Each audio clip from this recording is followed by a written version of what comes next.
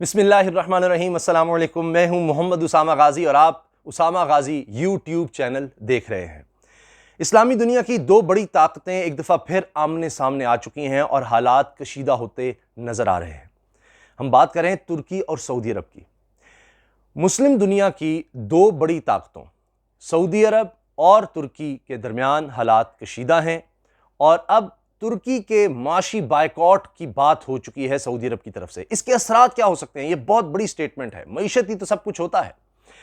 اب دونوں کے درمیان تلخیاں جاری ہیں، اور ایسے میں بعض ماہرین ان قیاس آرائیوں کو صحیح سمجھتے ہیں، ان باتوں کو صحیح سمجھتے ہیں کہ دونوں ممالک مشرق وسطیٰ پر اپنا غلبہ چاہتے ہیں، لیکن اب دونوں ممالک کی جانب سے جس طرح کے بیانات سامنے آ رہے ہیں، ان سے ان کے اسٹریٹجک تعلقات نئی سمت میں جا سکتے ہیں۔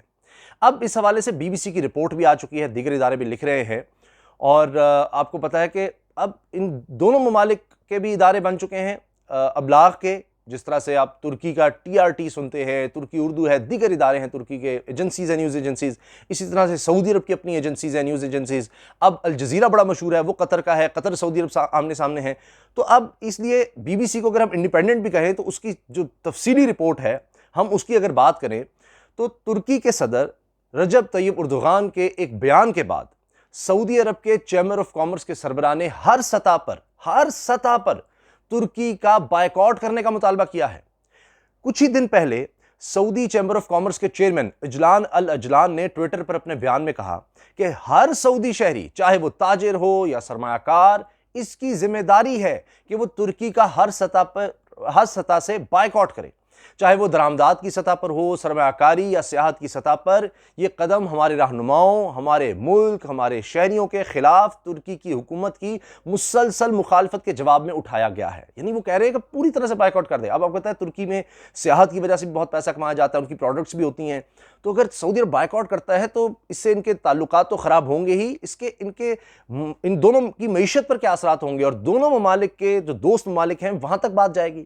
اب حال ہی میں ترکی کے صدر رجب طیب اردوغان نے ترکی کی جنرل اسمبلی میں کہا تھا کہ خلیج کے بعض ممالک ترکی کو نشانہ بنا رہے ہیں اور ایسی پالیسیوں پر عمل کر رہے ہیں جس سے خطے میں عدم استحکام پیدا ہو سکتا ہے۔ اس کے بعد انہوں نے طنزیہ انداز میں کہا تھا کہ یہ نہیں بھولنا چاہیے کہ جو ممالک آج سوالوں کے گھیرے میں ہیں وہ کل تک وجود میں بھی نہیں تھے، اور شاید آنے والے کل میں وہ موجود بھی نہ ہوں، جبکہ اللہ کی مرضی سے ہم اس خطے میں اپنا پرچم لہراتے رہیں گے۔ صدر اردوغان کے اس بیان کا مطلب یہ نکالا گیا کہ انہوں نے براہ راست یعنی ڈائریکٹلی سعودی عرب کو تنقید کا نشانہ بنا دیا ہے، کیونکہ سعودی عرب 1932 میں وجود میں آیا تھا۔ سعودی عرب، یہ 1932 کی بات ہے۔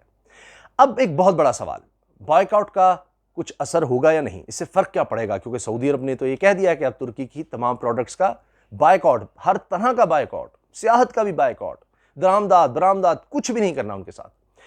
سعودی عرب کے چیمبر آف کامرس کے سربراہ کی جانب سے بائیکاٹ کی اپیل تو کی گئی ہے۔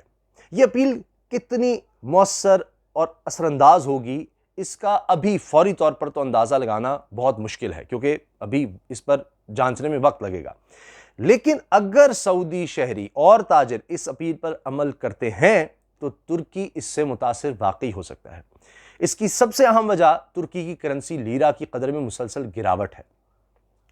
اب رائٹرز کے مطابق، خبر رساں ایجنسی ہے دنیا کی بڑی مشہور، وہ کہتی ہے کہ ترکی کی کرنسی لگاتار 8ویں برس گراوٹ کا شکار ہے، یعنی 8 سال سے ترکی کی کرنسی نیچے سے نیچے جا رہی ہے، اور گزشتہ ایک دہائی میں، پچھلے 10 سالوں میں اس کی قیمت میں 80% گراوٹ درج کی گئی ہے۔ 10 سالوں میں 80% یہ گر گئی ہے۔ اب مشرق وسطیٰ کے امور کے ماہرین، جن میں قمر آغا ہیں، اگر ان کی بات کی جائے، بی بی سی ان کو کوٹ کرتا ہے کہ اگر اس اپیل پر عمل ہوا تو ترکی پر اثر پڑ سکتا ہے، کیونکہ ترکی میں سعودی عرب کی تقریباً 1000 نجی کمپنیاں ہیں، 1000۔ اس کے علاوہ ایک بڑی تعداد میں سعودی سیاح ترکی جاتے ہیں۔ اب یہ کہتے ہیں کہ ترکی اور سعودی عرب کے درمیان سیاسی اختلافات دن بدن بڑھتے جا رہے ہیں۔ اس میں علاقائی سطح پر یمن، لیبیا، عراق اور سوڈان سے متعلق سیاسی اختلافات تو ہیں ہی، لیکن ساتھ ساتھ اسلامی دنیا کی نمائندگی سے متعلق بھی رسہ کشی چل رہی ہے، ایک دوسرے کے آمنے سامنے ہیں۔ سعودی حکومت نے ابھی تک ترکی کا بائیکاٹ کرنے سے متعلق ابھی کوئی فیصلہ نہیں کیا، ابھی کوئی فیصلہ اس حوالے سے سامنے نہیں آیا، اور اب دیکھنا یہ ہے کہ کیا کیا جاتا ہے، کیونکہ قمر آغا کو ہی اگر کوٹ کریں، سعودی عرب جس طرح کہہ رہا ہے تو اس پر قمر آغا یہ کہہ رہے ہیں کہ اگر سعودی حکومت اب جس طرح ترکی کا بائیکاٹ کرنے سے متعلق کوئی فیصلہ تو نہیں آیا، لیکن آگے چل کر اس بارے میں بہت کچھ ہو سکتا ہے، چونکہ سعودی حکومت نے تو ابھی تک ترکی کا بائیکاٹ کرنے سے متعلق کوئی فیصلہ نہیں کیا، لیکن اگر سعودی حکومت اس طرح کا کوئی فیصلہ کرے گی تو پھر بحرین اور متحدہ عرب امارات بھی اسی نوعیت کا فیصلہ کر سکتے ہیں، جس کے بعد ترکی کی مشکلات بڑھ جائیں گی۔ ترکی اور سعودی عرب کے درمیان کتنی تجارت ہوتی ہے یہ بھی ہم دیکھتے ہیں۔ اب یہاں پر ہم رائٹرز کو کوٹ کریں گے۔ رائٹرز کے مطابق سال کی دوسری سہ ماہی کے دوران کل درآمدات کے معاملے میں ترکی سعودی عرب کا 12واں سب سے بڑا تجارتی ساتھی تھا، اور تازہ اعداد و شمار کے مطابق ترکی سے سعودی عرب ہونے والی درآمدات کی کل مالیت 18 کروڑ ڈالر تھی، جو بڑھ کر جولائی میں 18 کروڑ 50 لاکھ ڈالر تک پہنچ گئی تھی۔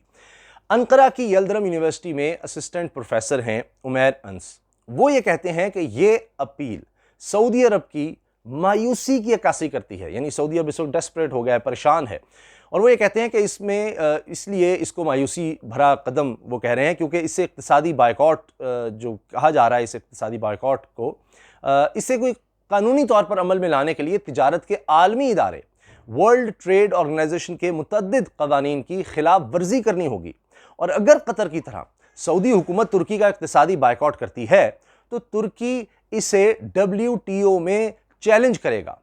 جس طرح سے قطر کے معاملے میں WTO نے اس کے حق میں فیصلہ سنایا تھا، ویسا ہی فیصلہ ترکی کے حق میں سنایا جا سکتا ہے، اس لیے ترکی کی پوزیشن بظاہر مضبوط لگ رہی ہے۔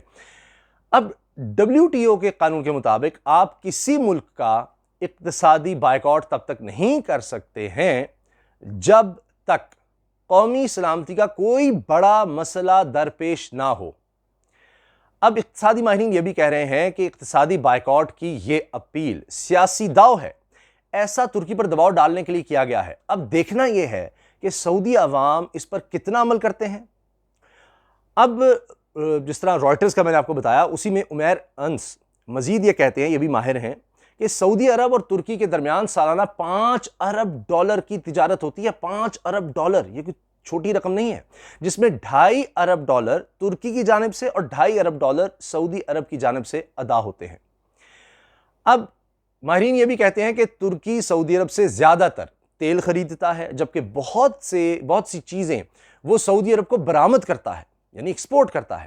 سعودی عرب کے لوگوں کی ترکی میں بہت سرمایہ کاری ہے، سعودی سرمایہ کاروں نے بڑا انویسٹ کیا ہوا ہے ترکی میں، ان کے گھر اور کمپنیاں یہاں پر ہیں، اور گزشتہ برسوں میں سعودی افراد نے تقریباً 5 سے 6 ارب ڈالر کی سرمایہ کاری کی ہے، اتنی بڑی سرمایہ کاری۔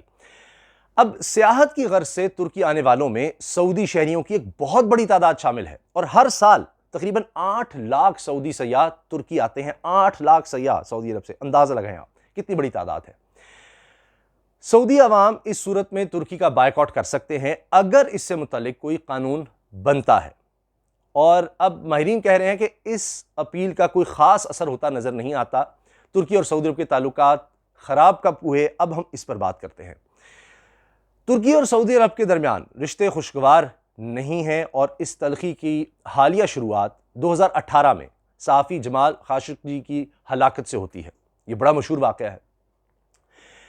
خاشقجی کی ہلاکت کے لیے اردوغان سعودی عرب کی اعلیٰ قیادت کو ذمہ دار ٹھہراتے رہے، اور ابھی کچھ ہی عرصہ پہلے خاشقجی کے قتل کے معاملے کے 5 مجرموں کی سزا میں تبدیلی سے بھی ترکی ناراض ہے، کیونکہ ان کی جو سزائے موت تھی اس کو پھر بدل دیا گیا، اور یہ کہا گیا کہ جی صلح ہو گئی ہے، اور ساتھ یہ بھی کہ سارا مقدمہ ہی سعودی عرب میں چلایا گیا۔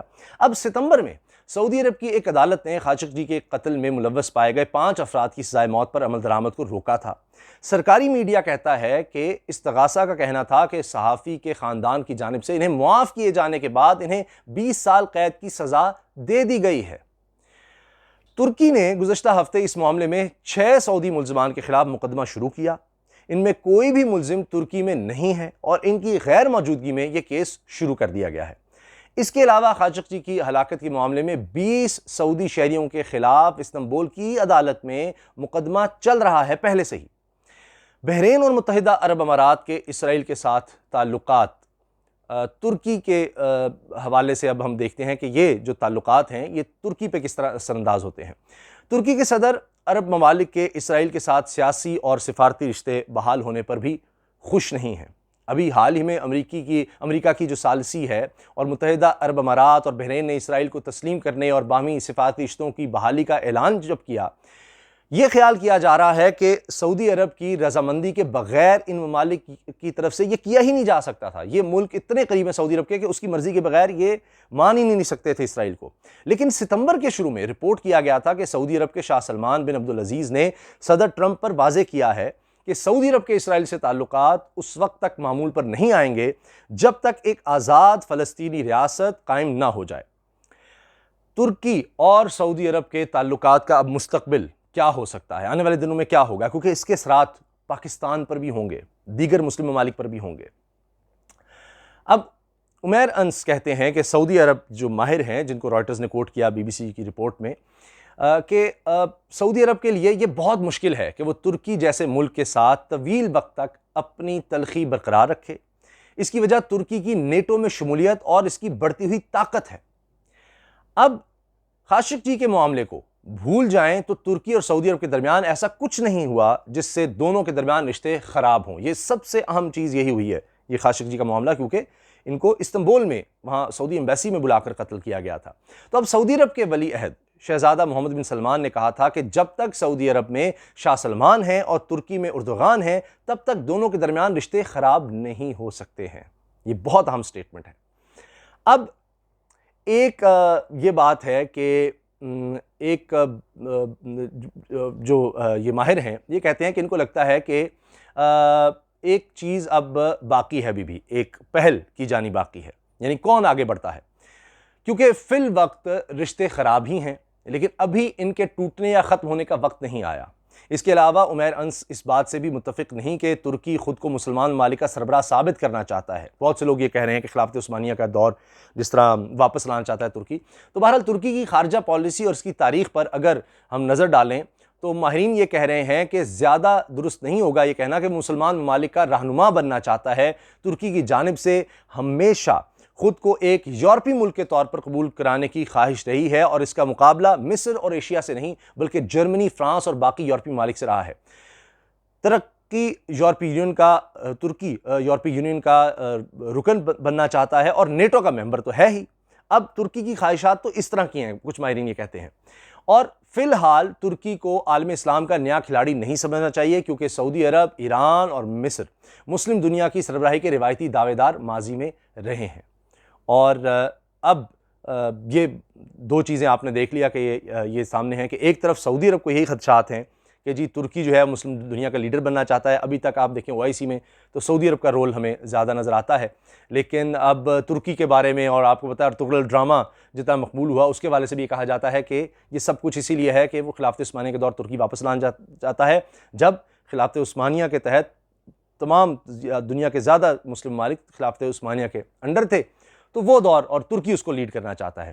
تو اصل پیچھے سوچ یہ نظر آ رہی ہے، دونوں ممالک کے جو تعلقات خراب ہوتے دکھائی دے رہے ہیں ان کے پیچھے۔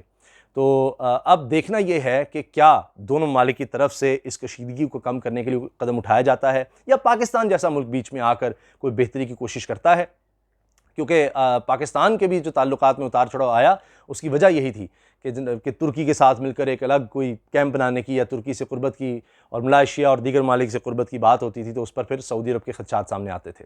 تو بہرحال پاکستان کی اپنی ایک پالیسی ہے اور جلد یہ معاملات ملکوں کے درمیان نہ تو بہت جلدی خراب ہو جاتے ہیں اور سلجھتے بھی کئی دفعہ وقت لگتا ہے۔